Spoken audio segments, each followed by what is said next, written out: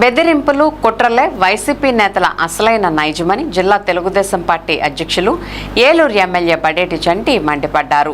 ఇటీవలే వైసీపీ నెలకొల్పిన విగ్రహాలను ధ్వంసం చేసిన సంఘటనలపై స్పందిస్తూ ఆ పార్టీ నేతలు చేసిన వివాదాస్పద వ్యాఖ్యలను ఆయన తీవ్రంగా ఖండించారు.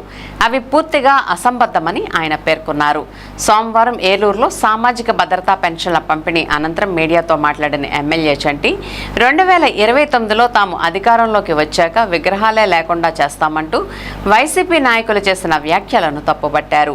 వైసీపీ అధికారంలోకి వస్తే విగ్రహాలే లేకుండా చేస్తారు, మనుషుల్ని సైతం లేకుండా చేస్తారోనంటూ వ్యంగ్యాస్త్రాలు సంధించారు. అసలు 2029 వరకు వైసీపీ మనుగడలో ఉంటుందా అని ఆయన సందేహం లేవనెత్తారు. దేశంలోనే అత్యధిక కేసులున్న రాజకీయ నాయకుడు ఆ పార్టీ అధినేత జగన్ రెడ్డి అంటూ ఎద్దేవా చేసిన ఎమ్మెల్యే చంటి ప్రజా ప్రశాంతతను భగ్నం చేయాలనుకునే కుట్రలకు బెదిరింపులకు కూటమి ప్రభుత్వం తలొగ్గేదే లేదంటూ స్పష్టం చేశారు. 2029 వరకు వైసీపీ పార్టీ ఉండాలిగా. అసలు ఇప్పుడు వాళ్ళ నాయకుడి మీద బోలని కేసులు ఉన్నాయి. వీళ్ళు కూడా అదే అంటున్నా. ఇప్పుడు మేము ఇప్పుడు 2029 అంటున్నారు, ఇప్పుడు 2026లో మేము ఆ మాట అంటే ప్రజలు గమనించాలి. అదంతా మేము అటువంటి మాటలు మాట్లాడడం. 2029లో గెలిస్తే అంటే విగ్రహాలే లేకుండా చేస్తారు, మనుషులే లేకుండా చేస్తారు. ప్రజలు ఆలోచించుకుంటారు.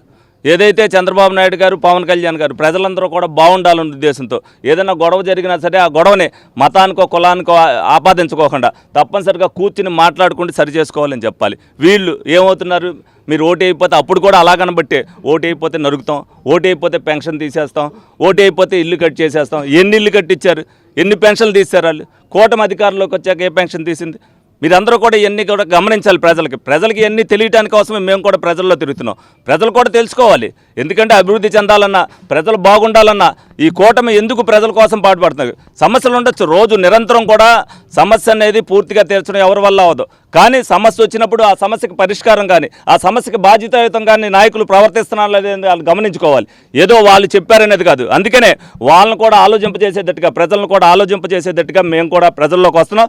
డెఫినెట్గా రేపు రాబోయే రోజుల్లో కూడా మేము నుంచోబెట్టే అభ్యర్థి చేయకపోతే మేమే చేస్తున్నాం పని. వచ్చి మేము నిరంతరం ఎందుకు వస్తున్నాం, ఏదైనా ఎక్కడైనా తప్పు జరిగింది అంటే అది సరిచేయడానికి. ఇవాళ కూటమి అధికారంలో వచ్చిన తర్వాత ప్రతి ఒక్కరు కూడా కూటమి నాయకులందరం కూడా ఎవరైనా సరే బాధ్యతాయుతంగా ఏదొచ్చిందన్నా సరే అది బీజేపీ అవ్వచ్చు, జనసేన అవ్వచ్చు, మేము అవ్వచ్చు, మేము మాట్లాడుకుని ఈ పని చేయాల్సిందేనంటే ఆ పని చేసి పెడుతున్నాం. ప్రజలందరూ కూడా అది గమనించుకోవాలి. వాళ్ళు ఏదైతే విద్వేషాలు అంటే వైసీపీ అనేది ఏదో తెలుగుదేశం పార్టీ చేయలేదని మీరు వైసీపీ పక్క వెళ్ళకూడదు. మీరు వచ్చి మాట్లాడండి, గట్టిగా అడగండి ఈ పని చేయాలనేది. అక్కడ సాధ్యాసాధ్యాలు బట్టి అయ్యే పని అంటే వెంటనే చేయడం అనేది జరుగుతుంది. వైసీపీ వాళ్ళు 2029లో విగ్రహాలు తీసేస్తామని ఏదైతే మాట అన్నారో అది ప్రజలు తెలుసుకుంటారు.